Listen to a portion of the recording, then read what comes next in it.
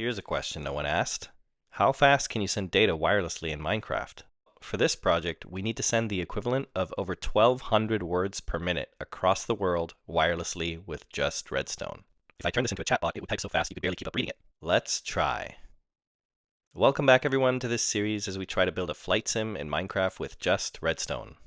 Last time, we managed to turn our massive screen into a fully wireless machine, and this time we're going to finish up the last remaining components of our flight sim.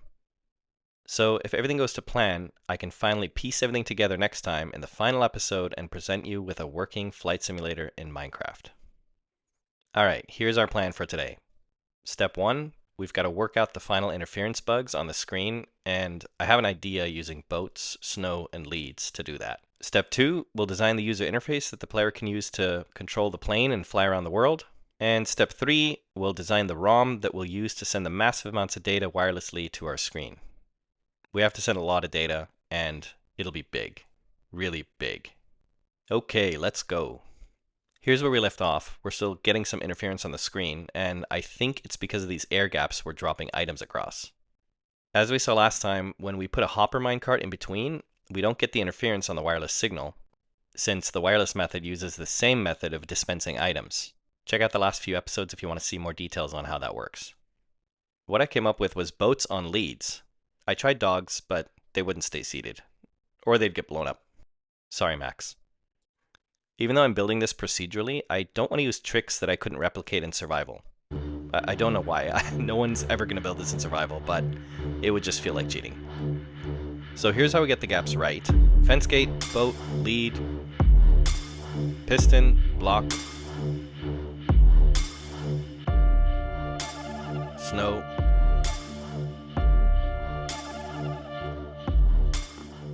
and ta-da, we have the setup we're going to use. Let me build this real quick.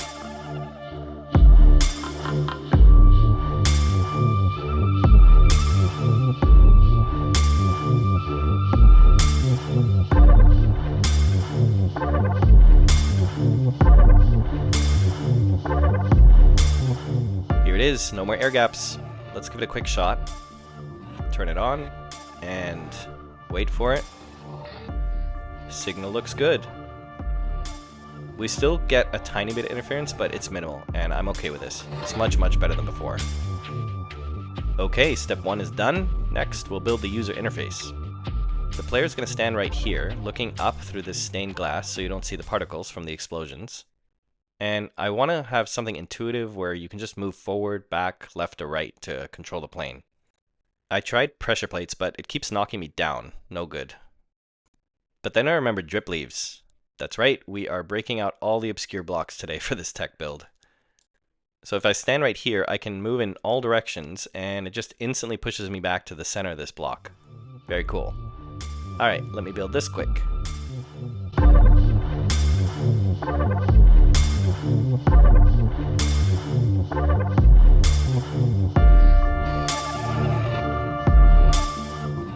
Here's our input device. Everything's wired up in all 4 directions, so as you can see, as I move around, it sends signals out, and I get centered back right away.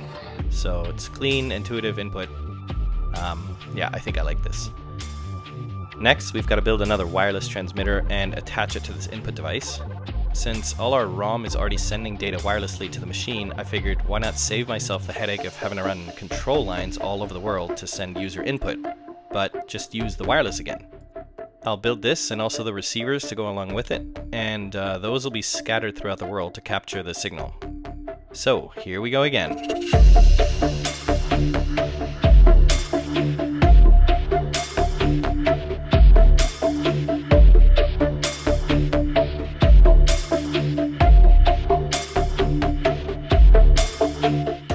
There, all done.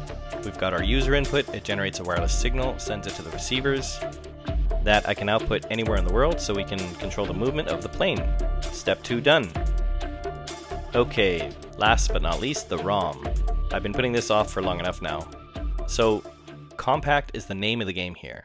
We need to build something that I can run in any 4 directions to generate flight paths sent back to the machine, and it needs to have some breakpoints so I can branch out to different paths based on the user input.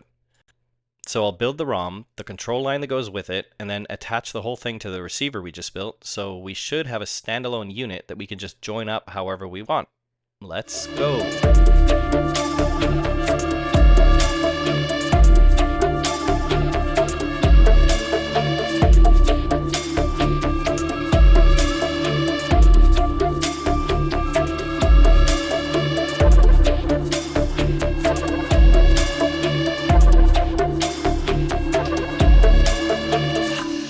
Boom, step 3 done. Alright, let's run a little test.